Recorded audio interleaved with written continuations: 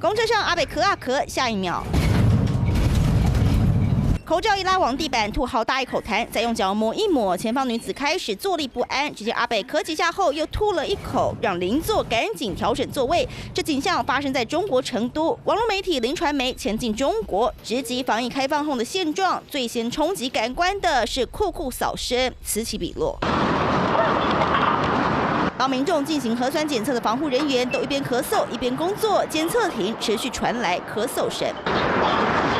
到处的人都在咳，小黄的司机就会跟我们说啊，就大家都是阳康啦，不是阳康都阳过了。他老婆和他的小孩确诊了，然后他二话不说，行李拿着就马上离开家里，然后就回到了他岳母家去。他也不敢上街去做生意，因为也怕被感染。去年12月7号，中国新10条落实后，跨区人员不用再查健康码，让确诊黑数深不见底。采访这些时间遇到的，不论是上海或成都的居民，都没有人再去做核酸检测，染疫的状况其实远远比我们在从台湾或是在其他地方看到官方所公布的数据还来得多。从极严格到瞬间开放，周遭环境新冠病毒四伏，旅客一落地，中国规定的5+3隔离政策更是执行一团乱。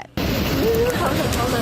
去哪家隔离旅馆犹如盲盒开箱，旅客才住了2天，旅馆人员就通知，只要填居家隔离单就能离开。我们还问说，可是我们没有满5天出去，那旅馆会不会让我们住啊？就是大家你一言我一语都说出入，因为不用扫健康码了，其实不会有人在管你，你要去哪随便你。成都的解隔偷跑，有经验的人相当淡定，凸显中国隔离政策乱无章法，让人疑惑，这不是做表面功夫吗？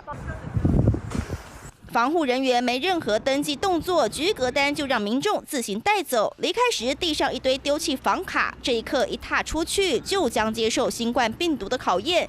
如今中国8号开始全面开放入境免隔离，确诊数已经没有官方统计，跟病毒的搏斗全靠自求多福。三立新闻黄信成、郑凯中报道。